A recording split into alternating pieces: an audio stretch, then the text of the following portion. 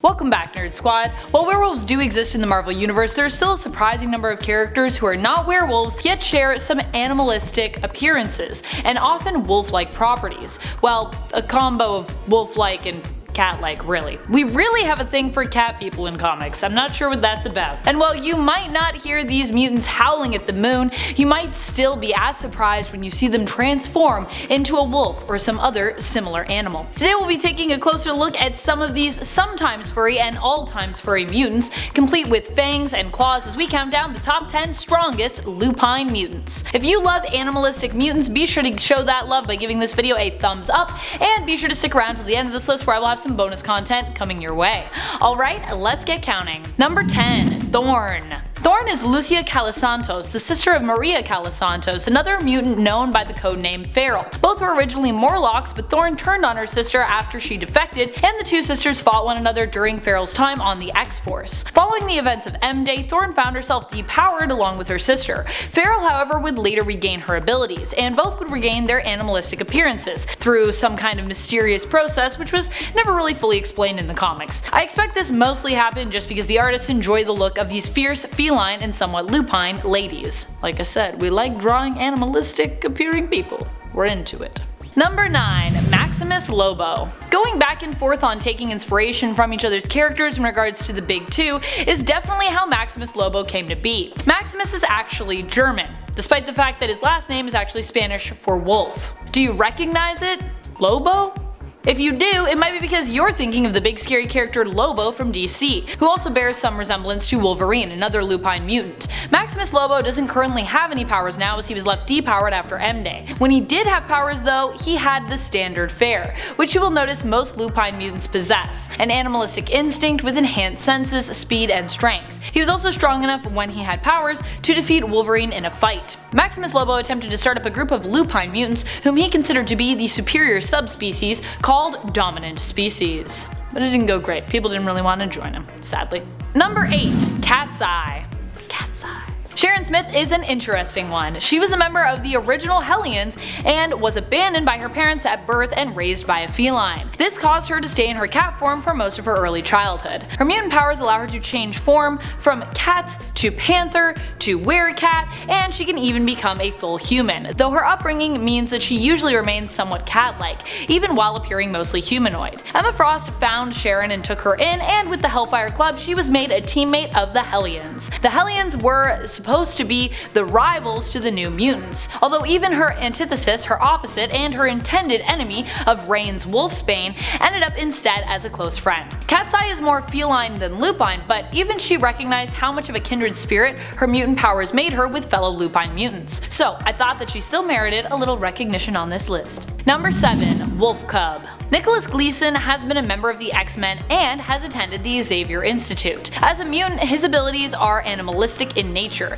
giving him both the appearance of a wolf and also the abilities. He has claws and sometimes is also drawn with fangs as well. He is super fast, strong, agile, and durable. He was almost convinced to join the villainous team known as Dominant Species that I was telling you about earlier, while reconciling with his more violent and animalistic nature, but in the end he decided to stay with the X-Men, not giving in to his more bloodthirsty side. He has been drawn in a lot of different ways, from looking like a humanoid with some lupine features to resembling more of just a full-out werewolf. So it really depends on what you're reading as to how he looks. Number 6. Feral. Alright, so I know that Feral has more feline than lupine features, but I just mean, look at that hair. How could I not mention her on this list? Also, despite being more feline, she still definitely gives off those werewolf vibes, with just a hint of werecat added in. Feral was once also a member of one of my favorite teams, albeit a relaunch of that team, the Hellions. She even continued to be trouble after her death, coming back as a ghost and causing some grief to another fellow lupine mutant on this list. As a ghost, she was also intangible and could pass through things, but she has likely lost these abilities in Dawn of X as she was resurrected. At least I'm pretty sure she's resurrected. I feel like I saw her somewhere. Like most wolfy mutants, her powers grant her superior speed, endurance, reflexes, and superior senses. And like some others of her type, she also has a healing factor to boot. So she's just doing all that lupine stuff with her powers. Number 5. WOLFSBANE. Rain St. Clair is a mutant who can literally turn into a wolf. She can also transform herself to appear part wolf, part human, but although this makes her similar to the folklore stories of a werewolf, she is not one. She is not restricted to follow a moon cycle in order to transform, and she retains her own human mind and memories while in her wolf form, as well as having increased speed, strength, and additional claws and fangs while in her wolf form. She also has infrared vision, which she can use to find enemies in the dark and help her discern whether someone might be lying, as well as a healing factor. Recently in X-Men Blue, she developed a secondary mutation. Her expanded power set now allows her to duplicate herself, splitting into a pack of wolves instead of just transforming into one singular wolf. Number 4. Tigra. Tigra never gets enough love, so I'm happy to have found a spot where I can just shout her out a little bit. Granted, she is more feline and not really a mutant, but more of a mutate, but still, she is so awesome. I just had to put her higher up on this list because she deserves it. We don't really talk about her a lot. I mean, who doesn't love Greer Grant? Despite the fact that she has a pretty unusual name, Greer. It's kind of a weird name for a little baby girl. Tigra's powers are part science, part magic, all awesome. She received her powers from an experimental process surrounding unlocking the full mental and physical potential of its subjects that had been conducted by her mentor, Dr. Joanne Tumolo, and Tumolo's investor, Malcolm Donalbain. The mystical side of Greer's power set, which turned her half cat, happened when Tumolo saved Greer's life after she was attacked by Hydra and exposed to alpha radiation. Joanne Tumolo actually belonged to the race of cat people, who used their magic to heal Greer and transform her into the superhero and human mutate Tigra.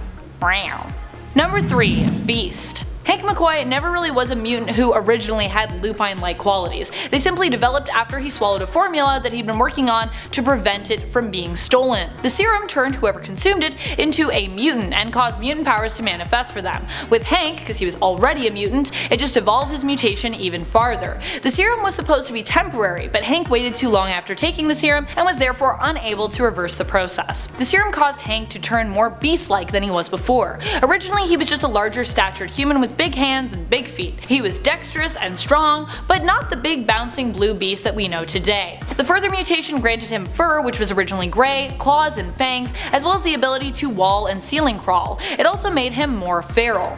Number 2. Wolverine. Wolverine might not have fur or claws or fangs, but he is definitely animalistic. He takes his codename from the animal of the same name, the Wolverine, a small, adorable, and yet ferocious creature that kinda looks like a combination between a bear and a wolf. Seriously, for how feisty and fearsome these creatures are, they are surprisingly cute. Wolverine himself, however, is a little more rough around the edges. Some of his lupine traits can actually be seen in the way that he dresses and styles himself. For example, his hair is pointed up and it kind of reflects the look of his mask, which also kind of has these wolf-like points on it. He is also known for being a lone wolf. Although wolves themselves are pack animals, this term actually comes from the wolves in nature that are excluded, which is a real thing. There are lone wolves in nature. Number 1. Sabretooth. Victor Creed is known for his animalistic nature as well as his fangs and claws. He is far more lupine than even his rival Logan, and in fact he embraces his animal side as opposed to judging it. This makes him not only more wolf-like but also more powerful, often in a fight. He is more ruthless and bloodthirsty, and more often than not has actually bested Wolverine in combat, as well as causing him tons of grief over the years. Tons and tons of grief. But anyways, now he's in a hole. Bye!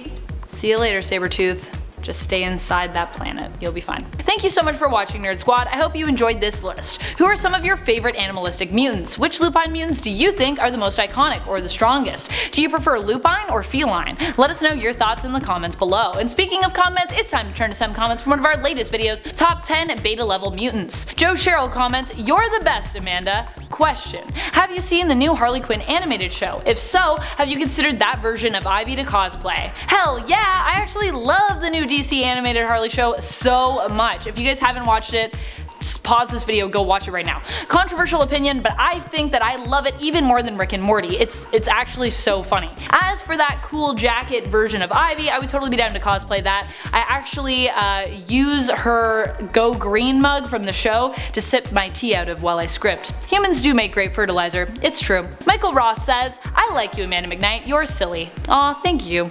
I know not how else to be. And that's all the time we have for comments today. Be sure to comment below for a chance to have your thoughts shouted out in a future list. This has been Top 10 Nerd, and I'm your host Amanda McKnight, reminding you as always to stay nerdy, YouTube.